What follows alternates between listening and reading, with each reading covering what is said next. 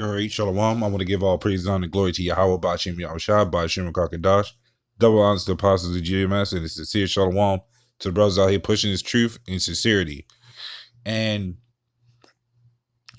what I have here is a video going into the Oakland, California homeless problem is beyond belief. And in this clip, this guy drives around showing basically the entire city of Oakland, and how it's literally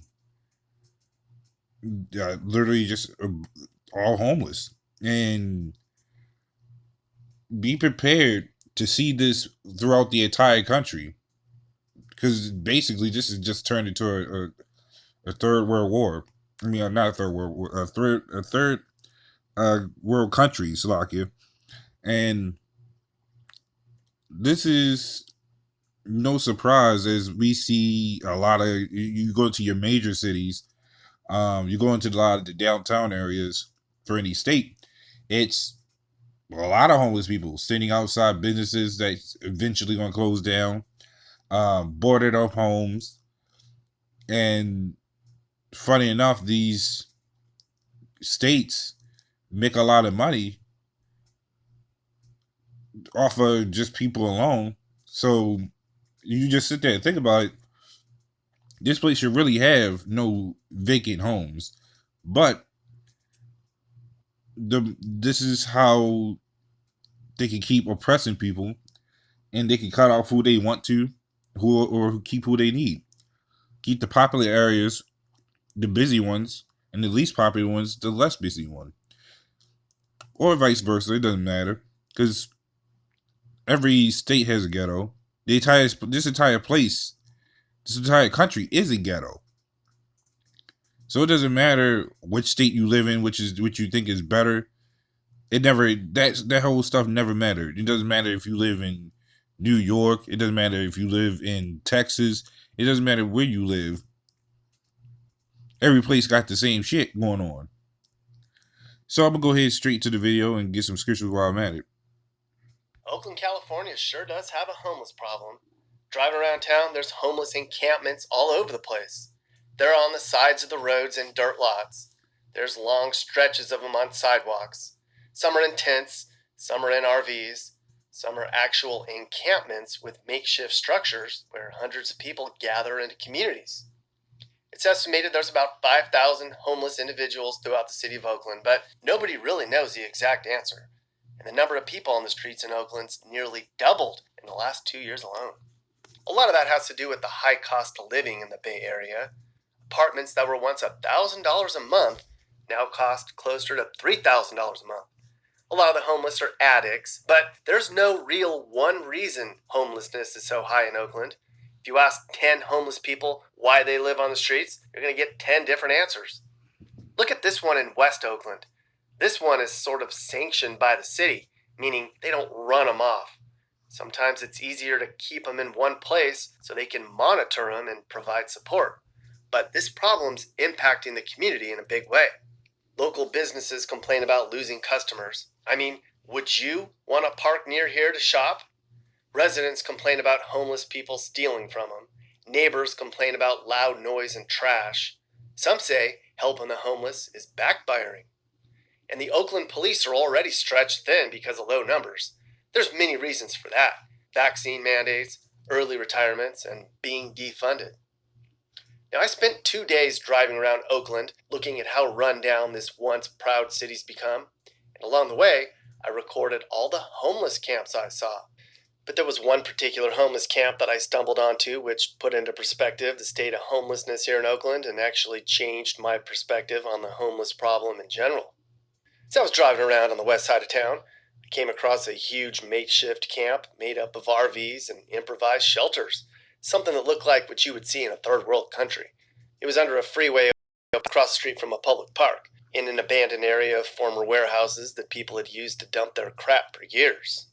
As I learned, the RVs parked here were actually the working poor, people who had decent jobs but still couldn't afford a place to live in Oakland. Some were even doctors who were new to the city and had to save up enough money to afford a down payment on their first apartments. But many of the people outside of the homeless RV park were people who had been here for a long time. Some were trying to save money to change their situation. Despite the way it looks from the street, this camp was well organized. There's even leaders here who enforce rules, and there's even camp security. It's a camp with community and pride and progress. And as I learned, a lot of the people in this camp are actually trying to make this temporary homeless camp their permanent home. Their goal is to get Caltrans to donate the land to a nonprofit they had set up so they could raise money to build a permanent village of tiny homes where they would then live. So they were squatting here until they could get agencies to help them with their goals. As they would explain to me, they'd be getting a job and a house at the same time, since their jobs would be building their new homes. And then after their village was built, their jobs would be managing their village. They're serious about it. This man goes by Ohio. He founded this makeshift camp 15 years ago. We started feeding people out of my house. And then me and my wife ended up separated, and I ended up in the streets. That was about 15 years ago. I ended up down here. I was the first one down here. The police ran me out of here. You were the first one here? First one here. There was no tents, no nothing. I had a black Dodge Dakota. I was sleeping in. I was scrapping metal at that time. And then I got sick from being down here and all this stuff. See, these people get sick. You get sick from not from the COVID, not from none of that. It's from the garbage that people come dump. These aren't the people that's dumping this stuff. Yeah, I mean, look, yeah. You can tell. These aren't the people that's dumping this stuff. No. Cars are coming in here, trucks are coming here, loads coming here, and dumping stuff here. And so the rat problem that we have are from people that are dumping. So I had a tent down here for a long time. And then just about a couple of months ago, they moved me into my apartment. How long were you here? I was here about 15 years. 15 years. Soda. Yeah. And you finally and you finally got out of here after 15 years. Yeah. How did you get out of here? Huh? How did you get out of here? Focus. I'm not a man. I could live on the street. I could survive on the street, but I don't belong on the street. None of us belong on the street. A lot of these people on the street are productive members of society. Doctors, lawyers, dentists, secretaries, construction workers, electricians, plumbers, mechanics. All these people here have a trade, and they've been pushed out by these dot-commers, by how Oakland has took the rent control and put it on stable. So now the people that, because they're unstable, these guys come in here, they build these places, and now a studio costs $3,000. A studio? Come on, who pays $3,000 for a studio? A studio costs $3,000, so that's what happens when you get pushed out and there's no rent control. And Berkeley has rent control, but we don't. So what did you saved up money and were able to get a... So, as you get here, a lot of these people that were homeless had jobs, good jobs.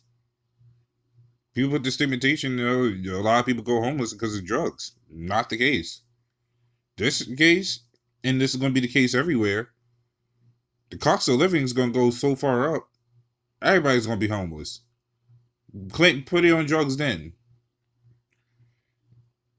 Let's see you put it on drugs right then and there, because it's just not the case. Right, like you said, to pay for a place like that, $3,000.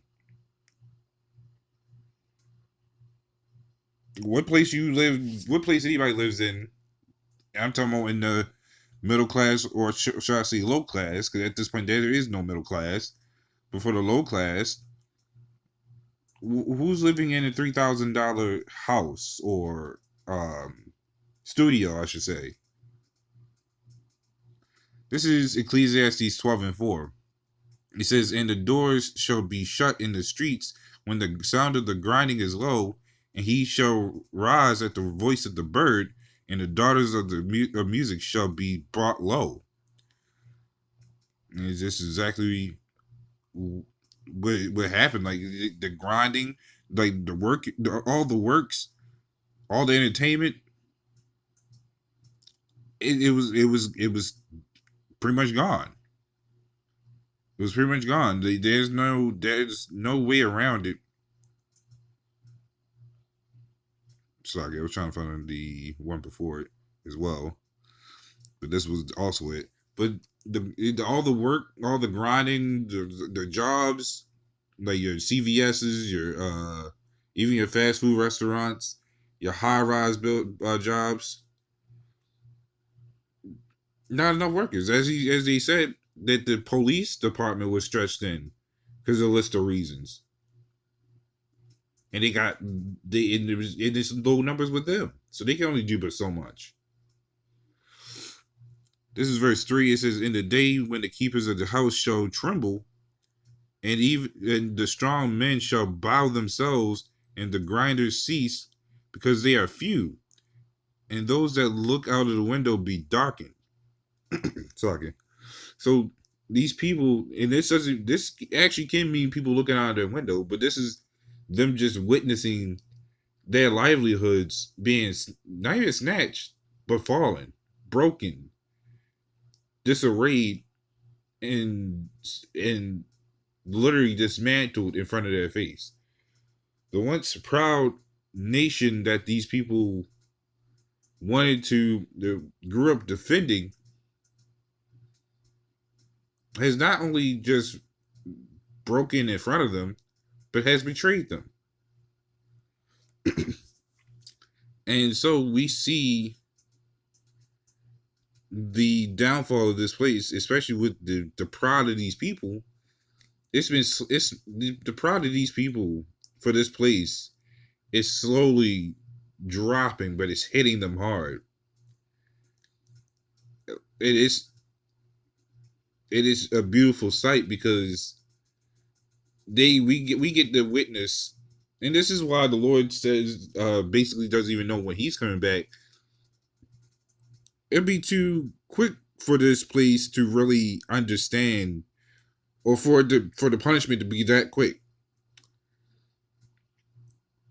This is why it says we must be patient, which means we must suffer to wait, because as much as we want to get out of here, it makes sense that we slowly see the society fall, because a society doesn't fall within a couple days. This is an ongoing long process. Like, you get to witness, and a lot of people has witnessed, and they are becoming depressed about it. That this is no longer the America they once knew. But that's because it was always a lie. You lived in an illusion, believing this was America. But what we're seeing now, this is the true face of this abomination. Everything that's going on, this is what it's truly looking like. Because think about it. You had people with jobs back then, but you also had homeless back then. You have people with drugs today that also had a hard time getting a job. Well, back then you also had a drug problem then. You have gun violence today. You had gun violence back then. Nothing is really new from back then. It's just back then they just painted a prettier color. But for today, it's gotten a whole lot worse, and they can no longer keep out that pretty color. It's a stain that they just can't remove, and that stain is spreading to where you just can't hide it. You can't fix it. It's like mold, but it just continuously keep going. This is Proverbs 10:2. It says treasures of wickedness profit nothing, but righteousness delivered from death. And it was but it is true, because this is even in the description box. He was asking, is this what America is truly going to turn to or look like? You had to really question a lot of things in this life. Was it really worth it? Because let's say you buy a house, you built it from ground up. Well, you got a land tax.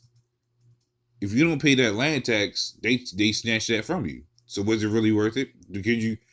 Are you really going to be? And a lot of people do get mad about it because you wasted all this money for them just to take it from you. But that's why it says the treasures of wickedness profit nothing, because you can profit off a house, but it's not profiting you by much. It's not going to guarantee you your salvation.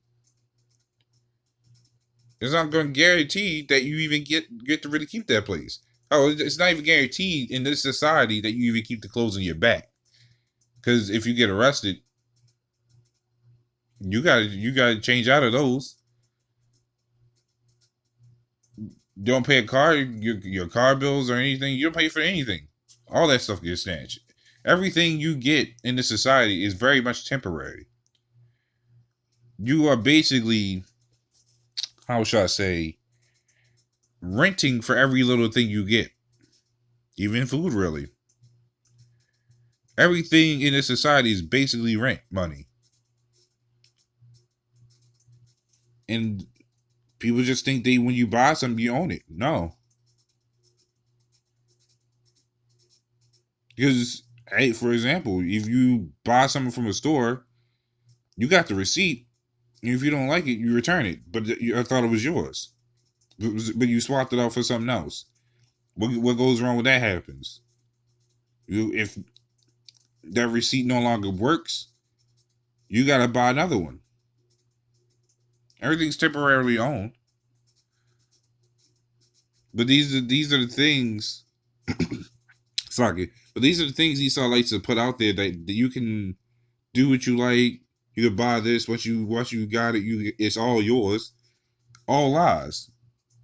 The whole time he's just setting people up for failure. Even when it comes to including jobs, they're another one. You work your butt off for all this money that we still technically don't even get, just for it to go into bills and everything else. You have, so it's at this point we can clearly see that everything's a massive grind here just to even get what you want, and at the end of it, we all fall short of it. Some may seem like they do well at the end of it, especially when it comes to retirement. But you got a lot of people come out. You got a lot of elderly coming out of retirement. That's a problem. That's how you know this society has a problem. Where your own elderly got to come out of retirement. When military vets become homeless people. You no one questions these things. No one bothers questioning anything that goes on. So this is Psalm 55:21. It says, the words of his mouth were smoother than butter, but war was in his heart. So he'll tell you all these things you could do, that you're free to do what you like. He won't tell you so long as there's a wickedness. But then he'll hit you with the laws. Oh, you can't do this, this, and that. But it sounds contradictory to saying that you can do these things. And the whole time you can't. He'll tell you that you gotta work. You get paid but a good, I go off the example that he went by. You get paid $20 an hour, but your rent can shoot up. The cost of living goes up. It's a whole list. It's a whole list to really go into where there's just nothing but, I want to say hypocrisy, but I would say lack of detail. Because that's basically what this is. It's a lack of detail that he doesn't want to give. He wants to hit people with that surprise debt. Colleges was a big one. You got such high grades, and then they'll pick and choose. Oh, you can get into college for free. We'll pay it off, or you got to pay for college, and you'll be in debt. And then you got to worry about student loans for 30 years. It says his words were softer than oil, yet were they drawn swords. So while he's in the back, just give you all this nice smooth speech, try and make it seem like this place is just one big family. He's actually just stabbing everybody in the back every time, and no one but us is the ones that's turning around stopping him. We're the ones that actually see him, and by the Lord's will, the Lord's protecting us from him. But these people are just being mowed down like it's nothing, just to be zombies. But this is why I said be prepared to see this everywhere, because this isn't just one place. You know, it's not just California. You got people in New York. You got people in South Carolina, North Carolina, Georgia, Michigan, Ohio. Everywhere, every state has a problem like this. It's just a matter of question, when will it spread to the entire states? But that's pretty much all I have to go into that. So, this was a little bit edifying, and with that, shalom.